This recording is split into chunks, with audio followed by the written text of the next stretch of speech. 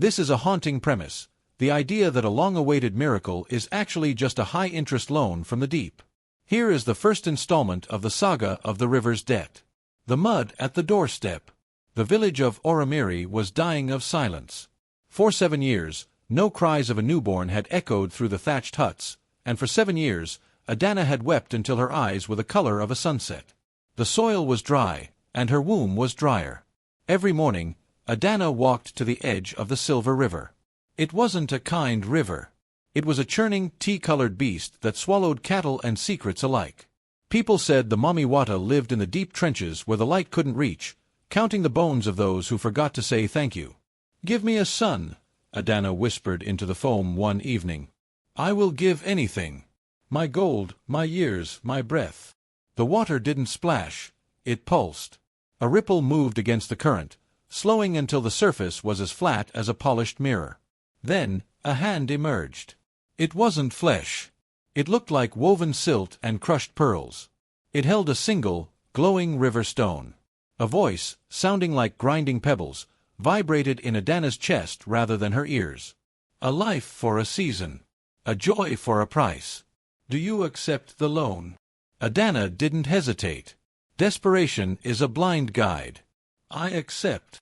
The stone flew from the water, landing softly in her palm.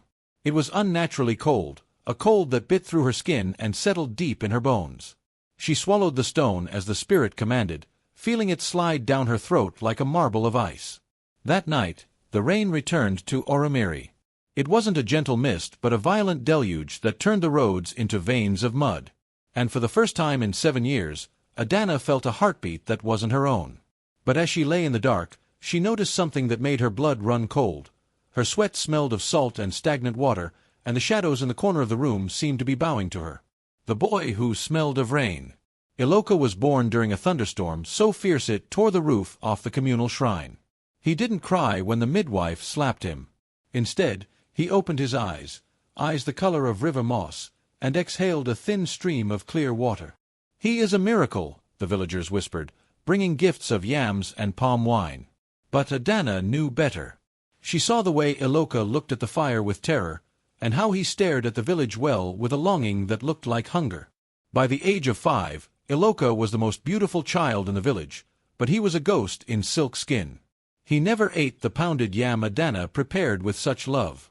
He would sit at the table, his small face tight with disgust, watching the steam rise. When Adana turned her back, she would find him in the garden, kneeling in the dirt, sucking the moisture from raw lily bulbs or swallowing small, live frogs whole. "Iloka, please," she begged one night, catching him with mud smeared across his lips. "Eat the meat. It will make you strong." Iloka looked at her, and for a second, his pupils elongated like a fish's. "It tastes of death, mother," he whispered in a voice too heavy for a child. "I only want what flows." The hooks of the debt were beginning to pull. Adana noticed that whenever Iloka was sad, the water levels in the village jars would drop. When he was angry, the soup in the pots would boil over without a fire. He wasn't growing into the village. He was a guest who was slowly realizing he didn't belong. Worst of all were the songs. At midnight, Adana would wake to find Iloka's bed empty. She would find him perched on the windowsill, singing to the moon in a language of clicks, whistles, and low-frequency hums. It sounded like the world was drowning. "Who are you talking to?" she asked, her heart hammering. Iloka didn't turn around. "The master of the tides," he said. "He says the interest is accruing. He says I am getting expensive to keep." The scale beneath the silk. By his 12th year, Iloka was a marvel and a mystery. He was taller than boys 3 years his senior, with skin that shimmered like wet oil under the midday sun. But the village of Oromiri had begun to pull away. Mothers ushered their children inside when Iloka walked past, and the elders whispered that the boy didn't cast a shadow on the water when he crossed the bridge. Adana tried to hide the changes.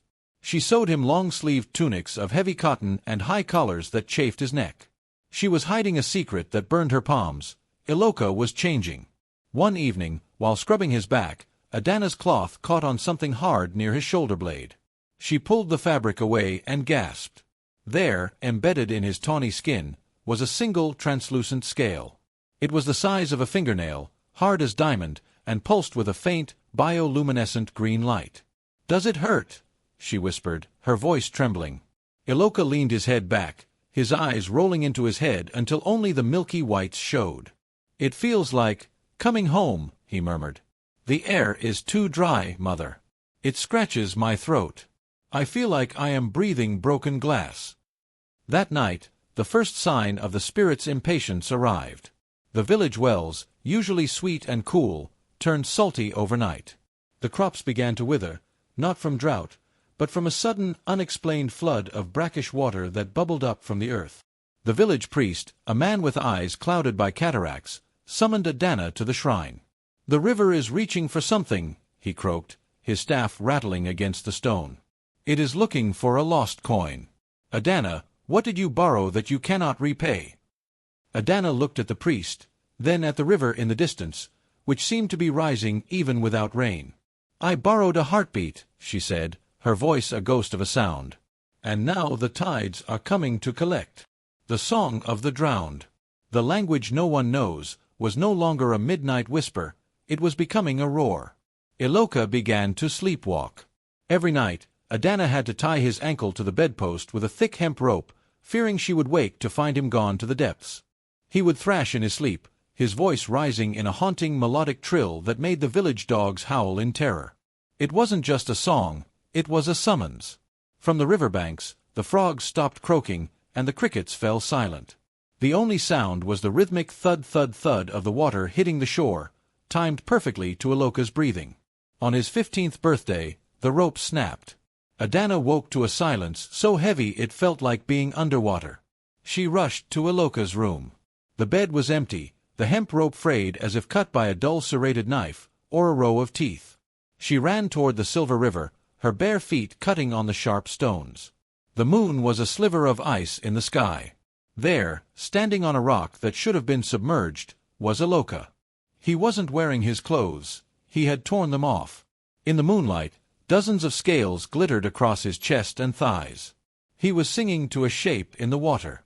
A massive head, wider than a dugout canoe, broke the surface. It had no eyes, only long, swaying whiskers that tasted the air.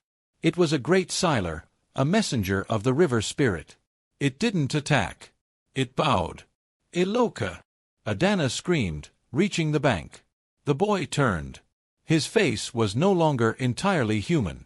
His nose had flattened, and slits had opened along his neck, pulsing like gills. "They are calling the roll, Mother," he said, his voice echoing as if he were speaking inside a cave. "The debt is matured. They say the festival is the deadline." "What festival?" Adana cried. "The New Yam Festival," Iloka whispered, looking back at the dark water. "When the village celebrates the harvest, the river will celebrate its return."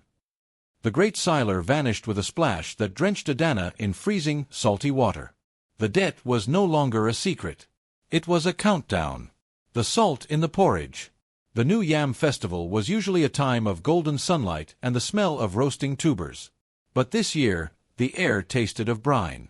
Adana tried to cook, but every pot of water she drew from the village well turned brackish the moment it touched the fire. "The spirits are angry," the village elders muttered, their eyes darting toward Adana's house. Iloka sat in the corner of the hut, his skin now so translucent that Adana could see the blue veins pulsing like river currents beneath. He refused to wear clothes at all now, wrapping himself only in a wet fishing net he had found by the shore. He said the cotton felt like fire against his scales.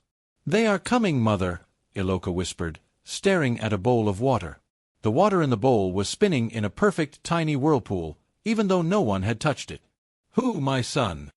Adana asked, her hands shaking as she tried to braid his hair to hide the small fins budding behind his ears. "The debt collectors," he replied. "They don't use doors. They use the damp." That night, the first invitation arrived. It wasn't a letter or a messenger. Adana woke to find the floor of her hut covered in 3 inches of standing water. Floating in the water were thousands of tiny, glowing jellyfish that pulsed with a rhythmic, heartbeat-like light. They weren't stinging, they were waiting. They formed a path from Iloka's bed straight to the front door. The Festival of Shadows. The morning of the festival arrived with a sky the color of a bruised plum. The village square was decorated with palm fronds, but the fronds were wilting, turning a sickly gray. The drums began to beat, but the sound was muffled, as if the drummers were playing underwater. Adana dressed Aloka in a heavy ceremonial robe, tying the belt so tight it bruised him, desperate to keep the boy inside the spirit. "Stay close to me," she hissed as they walked into the square. The king of Oromiri stood on his dais, raising a ceremonial yam. "We give thanks for the life given to us," he shouted. From the back of the crowd, a voice like a cracking glacier answered, "And what of the lives borrowed?" The crowd parted. Standing at the village gates was a figure draped in rotting seaweed and strings of black pearls. Its skin was the color of a drowned man's, and where a nose should be, there were only 2 dark slits. It carried a staff made of a whale's rib. "I am the silt-bearer," the creature croaked. "The Silver River has sent me to audit the books. 7 years of silence were bought with a loan. The term is up." The villagers screamed, falling back. Adana grabbed Aloka's hand, but his grip was cold, slimy and cold. "He is my son," Adana roared, stepping in front of the creature. The silt-bearer tilted its head. "He is a ripple in the water that we allowed to walk on land. The land has had its turn. Now, the depths crave their own." The trial of the dry land. The silt-bearer didn't take Aloka by force. Not yet. "The law of the deep is fair," the creature announced to the trembling village. "If the boy can eat a meal of fire and saltless grain without weeping, he belongs to the earth. If he cannot, he belongs to the tide." The king, desperate to save his village from the rising water, ordered a feast of the driest, spiciest peppers and roasted yams. "Eat, Aloka," the king commanded. "Eat and stay." Aloka sat before the plate. The villagers watched in a suffocating silence. He took a bite of the dry yam. To a human, it was a blessing. To him, it was sand. It scraped his throat, drawing blood that was unnaturally pale. He tried to swallow, but his body convulsed. He didn't cry tears of salt, he leaked clear river water from his pores. The moment the dry food hit his stomach, he fell to the ground, gasping like a fish out of water. "He rejects the earth," the silt-bearer whispered, a cruel smile widening its slit-like mouth. "The first seal is broken." Adana threw herself over her son. "He is just a boy. He is learning." "He is unlearning," the creature corrected. "By sunset, he will forget how to breathe your thin, dusty air." The rising tide. As the sun began to dip, the Silver River did something impossible. It began to flow uphill. The water didn't rush in a wave. It crept. It seeped through the floorboards of the huts. It bubbled up through the hearths, extinguishing the cooking fires with a hiss. The village square, once the heart of Oromiri, was now a lake up to the villagers' knees. Aloka stood up, his movements becoming fluid and graceful as the water rose around him. The heavy ceremonial robe fell away, revealing a body that was now more scale than skin. A long, powerful tail began to take shape where his legs had been. "Mother," he said, and his voice was now a chorus of 1,000 rushing streams. "The weight is leaving me. I feel light." "No," Adana cried, splashing toward him. "Don't listen to the water. Remember the sun. Remember the smell of the hearth." But the villagers were turning on her. "Give him up, Adana!" the king shouted from the roof of his palace. "The river is swallowing us all to get to him. One life for the village." The dark theme of the story deepened. The villagers, once Aloka's neighbors, began to throw stones at him, trying to drive him toward the silt-bearer to save their own homes. A stone struck Aloka's forehead. He didn't bleed red. A glow of soft green light spilled into the water. He looked at the villagers with eyes that were now entirely black. The love he had felt for them was being washed away by the salt. The bargain of the heart. "Wait!" Adana screamed at the silt-bearer. "There must be another way. A debt can be refinanced." The creature paused, its webbed fingers twitching on the whale-rib staff. "The river is greedy, woman. It does not want gold. It wants essence. Take my sight," Adana offered, her voice cracking. "Take my ability to ever walk again. Just let him stay on the bank. Let him be a man of the shore." The silt-bearer laughed, a sound like bubbles popping in mud. "Your sight is dim. Your legs are weary. You offer copper for a diamond. But the river spirit is fond of irony. I will take your memory of him. If he stays, you will never know he is your son. You will see him as a stranger, a freak of the water, and you will fear him as the others do." Adana looked at Iloka. He was reaching out for her, his webbed fingers trembling. If she stayed his mother, he died to the water. If he stayed on land, she lost the very reason she had prayed for him. "Do it," she whispered. The silt-bearer reached out a cold, wet hand and touched Adana's forehead. A flash of blue light blinded the square. The stranger in the hut. Adana blinked. The water was receding, flowing back toward the riverbed with a mournful sigh. She stood in the mud of the village square, surrounded by shivering neighbors. "Who is that?" she asked, pointing to a young man sitting by the well. He was strange-looking, with shimmering skin and large, dark eyes. He looked at her with such intense, agonizing love that she stepped back in fright. "I don't know, Adana," a neighbor whispered. "Some creature the river left behind. We should drive it away before it brings the rot." Iloka opened his mouth to cry, "Mother," but only a soft, clicking sound came out. The silt-bearer had taken his human tongue as part of the tax. He was home, but he was a ghost. He was saved, but he was exiled. Adana walked past him to go to her empty hut, mumbling about how she needed to prepare dinner for a son she suddenly couldn't quite remember the name of. The beggar of glances. Iloka lived under the pier, a shadow among the barnacles. Every day, he watched Adana walk to the market. He would leave gifts on her doorstep, not gold, but things the river considered precious, perfectly rounded pearls, bioluminescent moss that glowed in the dark, and fish that never rotted. Adana would find these treasures and shiver. To her, they were omens of bad luck. She would sweep the pearls into the dirt with a broom, calling them witch stones. Inside the hut, Adana felt a phantom weight in her arms.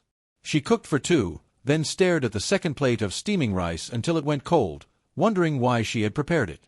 She was a woman haunted by a silhouette she couldn't name. Iloka watched from the tall grass, his heart breaking in a way that made the river behind him churn.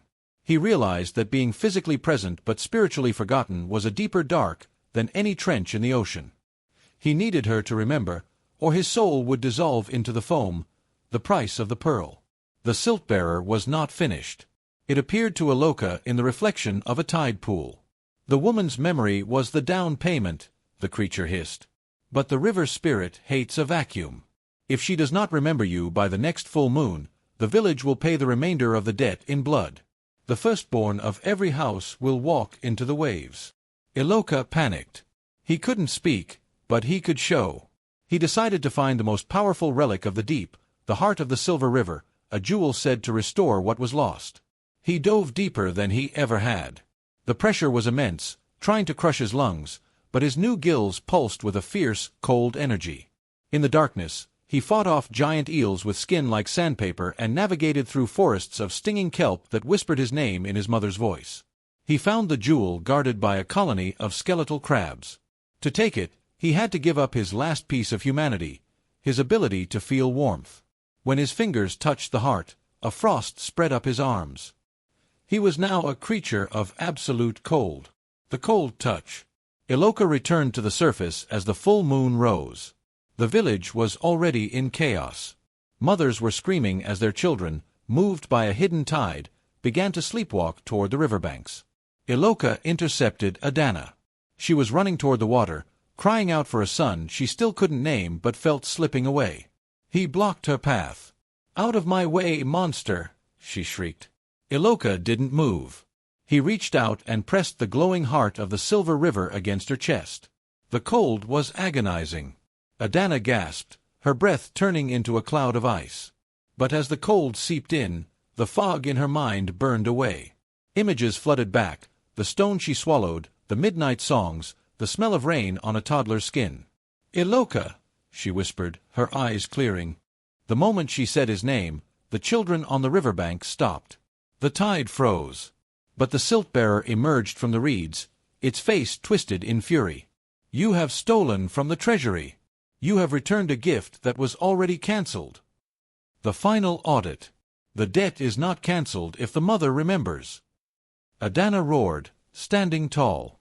She gripped Aloka's scaled hand, ignoring the freezing cold that was turning her fingers blue. A mother's memory is not a currency you can trade.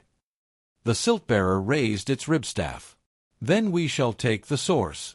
If the memory stays, the mother must go to the place where memories are made. To the depths. The water rose again, but this time it was black, stained with the ink of the spirit's rage. It formed a whirlpool in the center of the village, a gaping mouth ready to swallow Oromiri whole. "I will go," Iloka signaled with his eyes, stepping toward the vortex. He knew that as long as he stayed on land, the river would never stop reaching. "No," Adana said. She looked at her son, half fish, half miracle. She realized the hooks of the story were never about the boy. They were about her refusal to let go. "The debt was mine. I made the prayer. I swallowed the stone." She stepped into the whirlpool before Iloka could stop her. The queen of the silt. The whirlpool dragged Adana down into a world of crushing silence. But she didn't drown. The stone she had swallowed years ago, the one that had sat in her stomach like ice, finally shattered. It released a magic that turned her lungs into bellows for the sea. She found herself in a palace of bone and coral.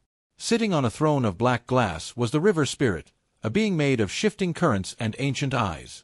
"You are the first to come willingly," the spirit boomed. "Most scream and fight until the salt fills them." "I came to settle the account," Adana said. "My son belongs to the air. I belong to the debt."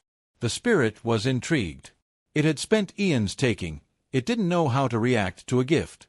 "If you stay and serve as my chronicler, recording the names of everyone who drinks from my waters, I will let the boy keep his legs. But he will never see you again." "Done," Adana said, her skin beginning to turn the color of a pearl. The return of the human. Back on the surface, Iloka felt a violent ripple. The scales on his arms began to itch, then peel away like dead leaves.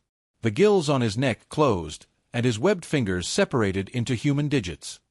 He fell to the sand, gasping, his lungs finally accepting the thin, dusty air. He was human. But he was alone. The village was safe, the water had receded, and the sun was rising. But the river was now a wall. He stood on the bank, calling for his mother, but only the sound of a distant melodic trill answered him. The villagers approached him, no longer afraid, but filled with pity. They remembered everything now. They remembered the boy who saved their children. But they also knew the price of his humanity. The guardian of the bank. Years passed. Iloka grew into a man, but he never married, and he never left the village. He became the guardian of the Silver River. He built a small hut on the very spot where Adana had made her first prayer. Every evening, he would pour a bowl of fresh milk into the water. "For the chronicler," he would say. He began to notice that the river protected the village. When other towns suffered from drought, Oromiri's wells were always full. When the fish disappeared elsewhere, they jumped into the nets of Adana's people. It was a silent conversation between a mother and a son across a boundary that could not be crossed. But the dark theme returned when a group of greedy merchants arrived from the north, hearing of the magic river. They brought machines to dam the water and gold to buy the banks. The defilement. The merchants didn't believe in spirits. They laughed at Aloka's warnings. "Water is just a commodity," their leader said, spitting into the Silver River. They began to pour chemicals into the water to clear the reeds. They hammered iron stakes into the riverbed to build their dam. The river began to groan. It turned a sickly, oily black. Deep below, Adana felt the poison. Her coral skin began to crack. The records she kept, the names of the living, began to dissolve into ink. "They are killing the memory," she cried to the river spirit. "Then let the memory defend itself," the spirit replied, handing her the whale-ribbed staff. The rising of the chronicler. The festival of the new yam was once again interrupted. This time, it wasn't a collector coming for a debt, it was a mother coming for her home. The water didn't just rise, it exploded. A tower of water, shaped like a woman, rose 100 feet into the air. The merchants' machines were tossed aside like toys. The iron stakes were plucked from the earth and twisted into scrap. Adana's face appeared in the spray, massive and terrifying. "You have forgotten the price of the water," she roared. The merchants fled, leaving their gold in the mud. But the village was also in danger. The rage of the river was blind. It began to pull at the foundations of the houses. The final song. Iloka stepped onto the pier. He was an old man now, his hair the color of sea foam. He didn't hide from the giant water-woman. He began to sing. He sang the clicks, whistles, and low-frequency hums he had learned as a child. He sang the language of the spirits. The water-woman paused. The face of the monster softened back into the face of the mother. The spray turned from a weapon into a gentle mist that washed the oil and chemicals from the banks. "Go back, mother," Iloka whispered. "The debt is paid in full. We are even." The tower of water collapsed into a soft ripple. A single, glowing river stone washed up at Iloka's feet. It was warm this time. The peace of the deep. Iloka died that night, a smile on his face. He didn't leave a body behind. The villagers found only a pile of dry sand in his bed and a room that smelled of lilies and fresh rain. The Silver River became a place of pilgrimage. People say that if you sit very still by the bank during a wedding or a festival, you can hear two voices singing together, one deep and ancient, one human and soft. The loan was finally closed. The village of Oramiri never forgot the boy of the water or the mother of the silt. They learned that every miracle has a price, but every debt can be transformed into a bond if the love is deep enough to survive the drowning. The river flows on, silent and silver, keeping its secrets behind the veil of the tides.